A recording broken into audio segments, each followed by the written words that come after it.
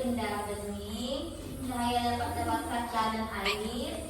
Benda berbentuk cahaya, sebagian cahaya lewat lewat kapak minyak. Tahu kan Nika, seperti kita dapat snack acara. Sedangkan kelima, cahaya dapat diuraikan. Cahaya putih dapat diuraikan menjadi warna-warni pelangi, merah, jingga, kuning, hijau, biru, nila, dan ungu.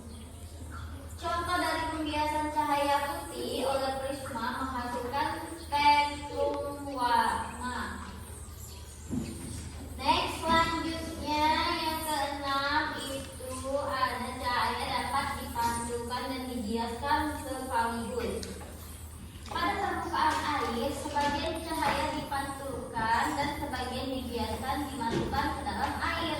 Contohnya yaitu bayangan benda di dalam air juga terlihat miring di bawah permukaan, seperti kita menjatuhkan benda di dalam air bergelombang miring kan? Nah, sedangkan yang ketujuh, cahaya membawa energi.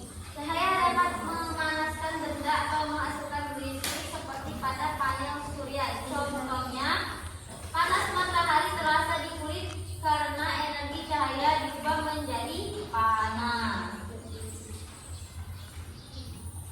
Nah, selanjutnya ada yang apakah kalian pernah mengetahui apa itu sifat-sifat dari cermin datar, cermin cekung, dan cermin cembung? Sudah? Belum.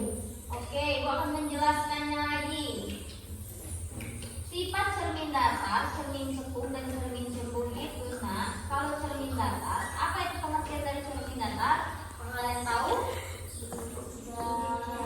Oke, cermin datar adalah cermin dengan permukaan pantulan yang rata.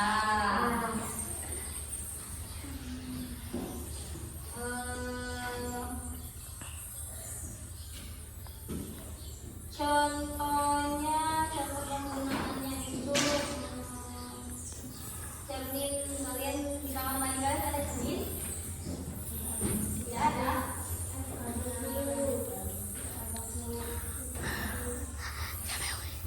Sifat bayangannya, yang pertama itu sifatnya itu maya.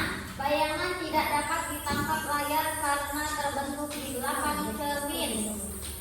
Sifat yang kedua itu tegak, bayangan berdiri searah dengan benda.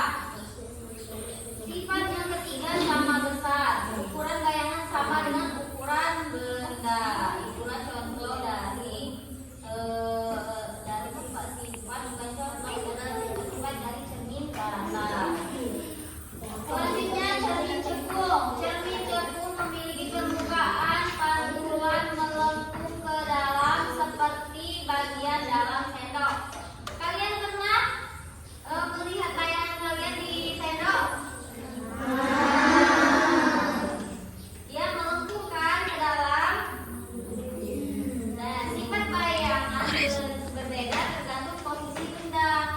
Kalau posisi bendanya di luar titik pusat lebih jauh dari C, sifat bayangannya itu terbalik, terkecil.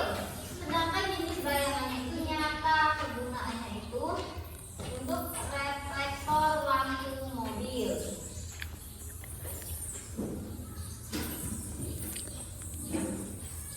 Yang ketiga, cermin cembung.